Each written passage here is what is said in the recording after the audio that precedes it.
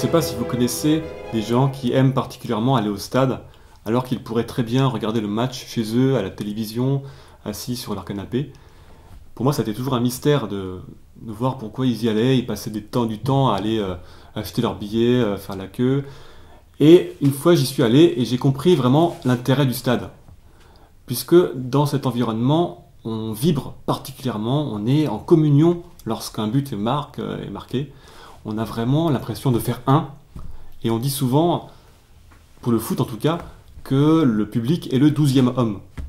Donc quelque part, on est un membre de ce 12e homme et on a une joie à être joyeux tous ensemble en même temps pour la même chose. Alors, il y a quelque chose de similaire pour la communion des saints. Au ciel, nous sommes unis au Seigneur, à la seule personne qui peut nous unir vraiment, c'est le Christ. Et nous faisons partie, nous sommes un membre de l'Église catholique, donc du corps du Christ. Dans ce ciel, dans ce paradis, c'est un peu comme un stade, il y a des gradins et on est tous plus ou moins à un degré donc placés. Et la Sainte Vierge, elle, est tout en haut. La tradition l'appelle la porte du ciel. Alors, la porte du ciel, vous allez me dire pourquoi une porte?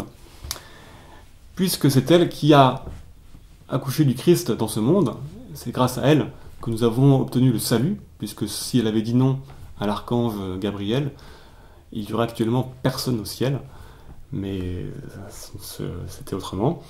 Et donc, nous pouvons, par la Sainte Vierge, arriver au ciel, et l'arrivée d'un élu au ciel est souvent considérée dans la tradition comme un accouchement d'une personne au monde divin. Que ferons-nous au ciel? Alors nous ne serons pas des spectateurs passifs d'un match ou d'un cinéma, mais nous aurons entre nous des interactions. Il y aura une communication avec les élus. Les gens vous connaîtront, même le chinois du XVIe siècle vous connaîtra.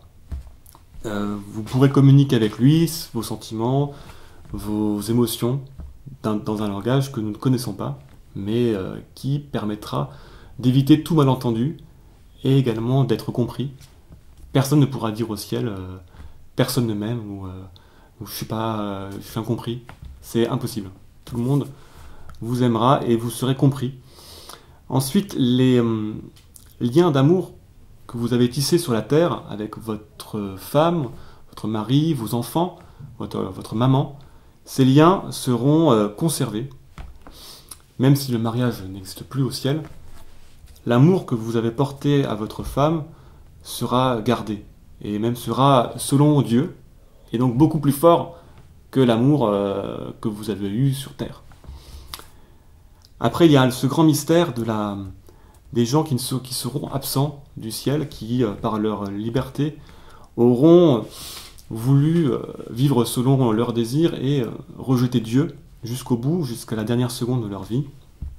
Ces gens-là ne seront pas présents au ciel, et pour la maman ou pour le frère de cette personne-là, il n'y aura pas de tristesse.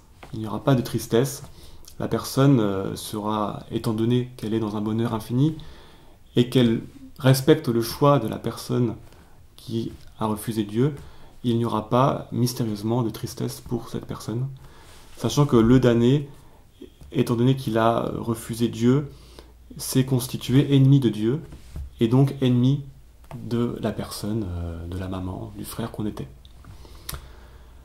Ensuite, pour ce monde céleste, est-il fermé sur lui-même?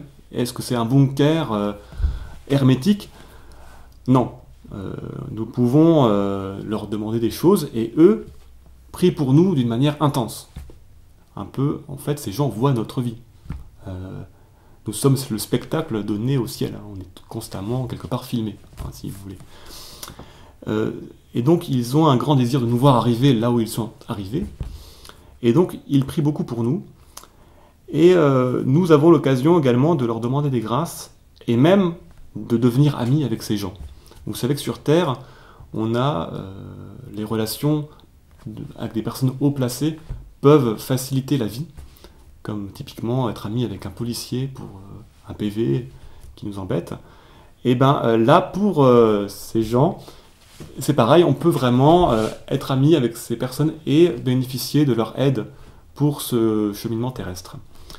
Donc profitons du temps qu'il nous reste à vivre sur cette terre pour être amis avec ces gens et afin qu'ils nous accueillent dans le bonheur éternel.